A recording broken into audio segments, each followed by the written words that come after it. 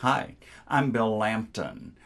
How many times have you come to the end of your day, maybe the last hour of the workday, and picked up this object, which I've got on my desk, the telephone, and I'm sure you've got one somewhere in your office. How many times have you looked at the telephone and started adding up the amount of time that you've spent on the phone during the day? It can become astronomical. And as you're sitting there thinking about that, you look and here's a whole collection of paperwork that you haven't even gotten to. All of a sudden, the telephone rings again, and you say, oh my gosh, there goes another 20 minutes. I spent 23 years in management. About midway through my career, I started realizing that the telephone was consuming too much of my time. Useful though it was as a means of communication, I was out of balance with it. So I came up with a set of guidelines that really got me back on track, made me more productive, and really even helped me to enjoy talking on the telephone. Here are 6 tips that I want to share with you. Again, gleaned after more than 2 decades in a management career. The first tip I would give you is budget your calls. Now you say, budget calls? I'm used to budgeting finances, but I didn't know you could budget telephone calls. Yes, you can. It's really simple. Here's how you do it. If you've got 5 telephone calls that you simply must make, allow yourself a budgeted maximum of only 30 minutes to complete all those calls. Put the clock before you, keep an eye on it, make sure that none of your calls exceed 5 minutes, and between the times that you call, you'll have your numbers all handy so you can do those 5 calls in 30 minutes. You'll be amazed at how this helps. Closely connected with that, batch your telephone calls. What do I mean by batching your calls? I mean, do all your telephone calls at about the same span of time. Do them consecutively.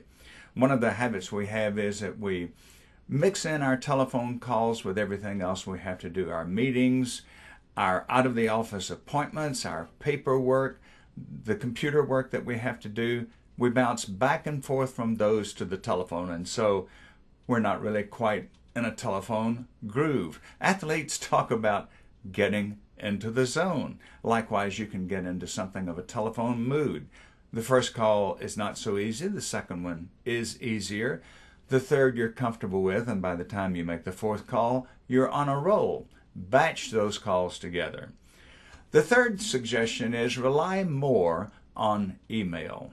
I call today many very busy, highly professional people like you.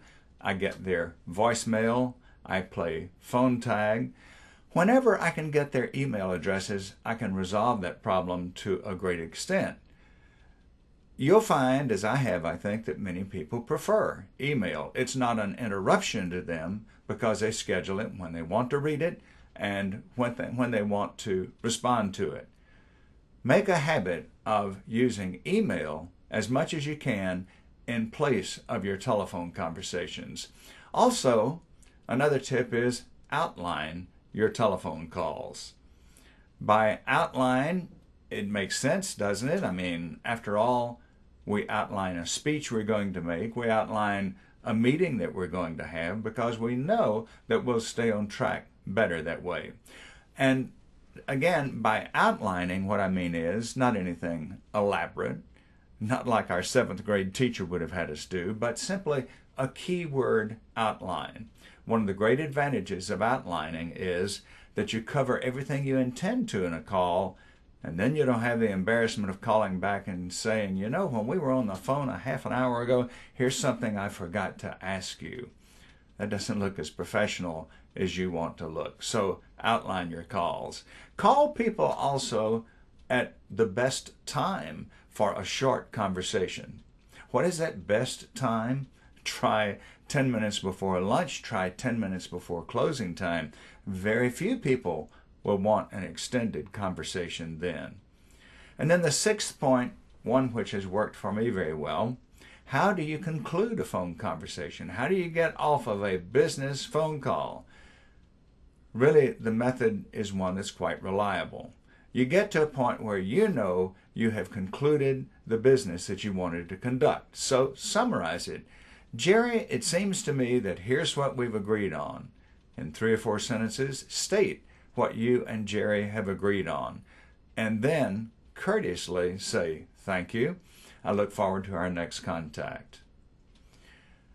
I guarantee that if you try these 6 tips, budget your phone calls, batch them, use email when you can, outline your phone calls, call people at the right time, and conclude your calls with a summary.